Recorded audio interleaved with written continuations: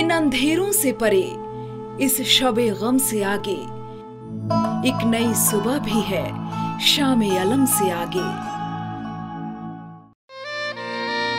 आजादी के 70 साल के बाद भी भारत में ज्यादातर गांव ऐसे थे जहां लोगों ने बिजली नहीं देखी थी, जहां दिए की टिमटिमाती रोशनी में सपनों को जिंदा रखने का संघर्ष था, जहां हर रोज ढलती शाम के साथ आशाओं की लौ बुझने लगती थी। तब ये गांव विकास से कोसों दूर थे। लोगों के अंदर बेहतर जीवन जीने की बेचैनी थी। इस हालात को देखते हुए भारत सरकार ने ऐसे गांवों को रोशन करने का संकल्प लिया। सरकार ने उन 18,000 गांवों में बिजली पहुंचाने का महत्वाकांक्षी मिशन तय किया, जिन गांवों में अभी तक बिजली नहीं पहुंची थी। स्वतंत्रता दिवस 2015 के अवसर पर राष्ट्र को संबोधन करते हुए प्रधानमंत्री नरेंद्र मोदी ने वादा किया, 125 करोड़ देशवासियों की टीम इंडिया का संकल्प है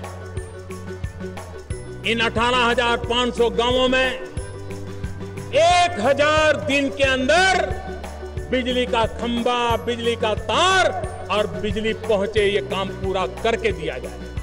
भारत के गांवों को अबाध बिजली आपूर्ति लक्ष्य करते हुए दीनदयाल उपाध्याय ग्राम ज्योति योजना की शुरुआत की गई। भारत सरकार ने भी लक्ष्य निर्धारित किया कि 2018 तक जो बाकी 22-23 लाख उस घर पे बिजली हमें पहुँचा, जो हम 2018 में हम लोग ने राज्य में निर्धारित किया कि हर घर तक, हर गरीब तक हमको बिजली।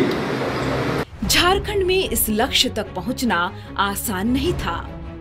बीहड़ जंगलों और दुर्गम पहाड़ों के बीच बसे गांव में जहां इंसानी पहुंच भी बेमानी लगती थी, वहां सरकार और विभाग ने बिजली पहुंचाने का बीड़ा उठाया।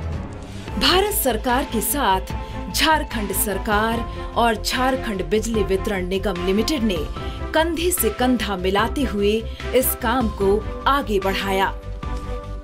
राज्य के ग्रामीण क्षेत्र में प्रत्येक गांव के घर घर में 24 घंटे 7 दिन बेहतर बिजली व्यवस्था देने के लिए कार्य योजना बनी।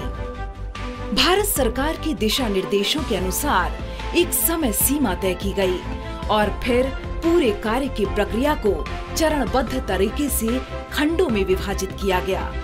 अब झारखंड राज्य के दूरस्थ जिलों में भी ग्रामीण विद्युतीकरण का काम युद्ध स्तर पर चल रहा है।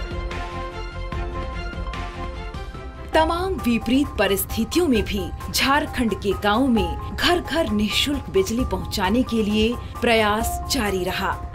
विभाग ने इन गांवों में बिजली की मजबूत व्यवस्था देने पर जोर दिया, यानी यहां बिजली पहुंचाने का काम उच्च स्तर का हो।